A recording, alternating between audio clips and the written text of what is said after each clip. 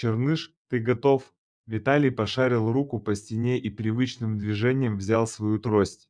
Светлый ретривер-поводырь уж ожидал, когда хозяин возьмется за поводок, чтобы провести его привычным маршрутом. Сейчас это собака и глаза, и окно во внешний мир для этого когда-то здорового мужчины.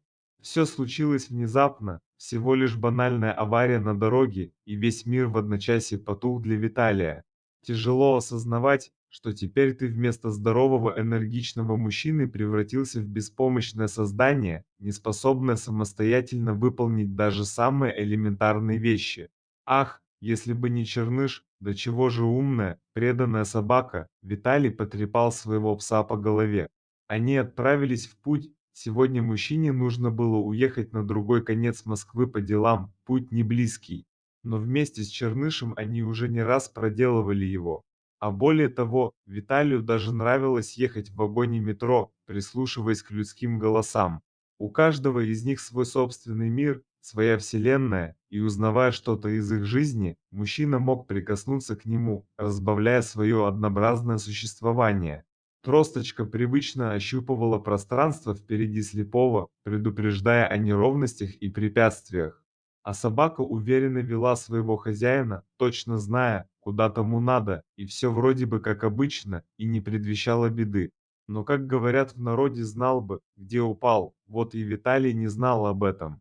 Спустившись в метро, они уже шли по перрону, ожидая своего поезда. Черныш, предчувствуя неладное, постоянно оглядывался на хозяина, и чего это сегодня постоянно в сторону тянет? Наверное, думала собака, беспокойно поглядывая на человека. Тросточка привычным движением изучала путь, которым предстоит пройти человеку, и вдруг она не почувствовала под собой твердого покрытия и скользнула куда-то вниз. Нога мужчины от неожиданности подвернулась, и он, высоко взмахнув руками, полетел вниз перрона прямо на рельсы, выпустив поводок из рук. Черныш отчаянно залаял, увидев хозяина, лежащего на путях, он даже не двигался, сильно ударившись головой о рельсы. Собака беспокойно оглядывалась по сторонам, и, как назло, никого. Черныш, не раздумывая, перепрыгнул на железнодорожные пути, начав облизывать хозяина, чтобы привести того в чувство, то и дело громко лая, чтобы привлечь внимание окружающих. Но все тщетно, видно, судьба так распорядилась, чтобы Виталий так внезапно закончил свою жизнь под колесами состава. Собачье сердце задрожало от страха и жалость, когда он почувствовал приближение поезда. Вот он уже совсем рядом, тот, на котором они должны были с комфортом доехать до места назначения. Теперь и он станет их палачом, размазав стальными колесами их тела по пути, казалось, им уже не спастись. Но собака в отчаянии со всех ног кинулась навстречу поезду, будто бы желая сбить того с курса и собственным телом закрыть хозяина. Помощник машиниста ахнул, когда увидел несущегося им прямо в лоб ретривера. Что это? Откуда? Изумился он.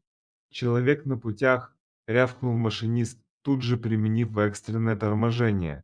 Стальная махина тут же впилась в рельсы всеми колесами, высекая снопы ярких искр и заставляя металл скрежетать и плавиться.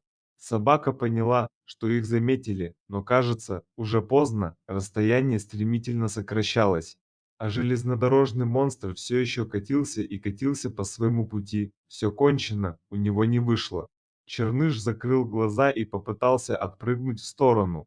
Но тут его что-то сильно ударило и подкинуло вверх, отшвырнуло словно сухой лист, и даже не почувствовав сопротивления.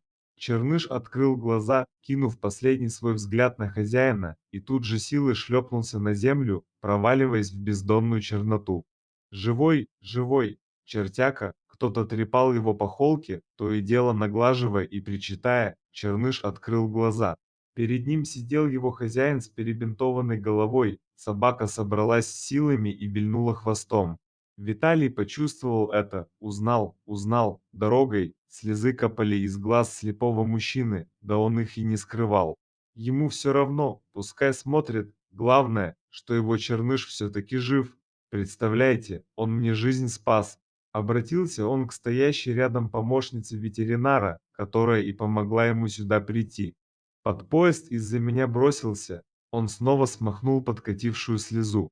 Из-за меня, понимаете? Девушка и сама уже была готова расплакаться, тронутая этой сценой, но постаралась успокоить Виталия. Все уже позади. Вы не переживайте, вам тоже волноваться нельзя, да и собака, она же все чувствует. Зачем ей сейчас такие эмоции? Ему ведь поправляться нужно. Вы не переживайте, он снова бегать начнет. Он ведь у меня уже старенький. С доброй улыбкой на лице поделился Виталий. 11 лет уже. Думал, сдавать его скоро буду на заслуженный отдых. Хватит уже ему со мной возиться, да только куда там. Как же я теперь без него буду, ведь он частью меня стал. Девушка улыбнулась и положила руку на плечо мужчина, желая поддержать его. Виталий еще раз погладил своего пса. Сейчас выражение его лица переменилось. Кажется, он что-то твердо для себя решил. Ну что, готов? Спросил Виталий, привычным жестом отыскивая свою тросточку. Золотистый ретривер завилял хвостом, ожидая, когда хозяин возьмется за поводок. Дверь квартиры открылась, и вдруг за спиной послышались чьи-то шаги. Виталий обернулся. Он, конечно, не видел, но безошибочно чувствовал приближение своего друга Черныша. «А ты чего встал? Слышал, что доктора сказали, тебе еще лежать нужно?» Он присел на колено и обнял своего верного товарища. Но ничего, ничего. Ретривер Джек послушно сел, дожидаясь, когда хозяин наконец соберется продолжить свое небольшое путешествие. Кажется, умный пес прекрасно понимал, что эти двое гораздо ближе друг к другу, чем просто хозяин и его питомец. За долгие годы они проросли сердцами друг в друга, накрепко связав свои судьбы. Конечно, после того, как Черныш спас Виталия, и речи не могло быть, чтобы отдать его в приют.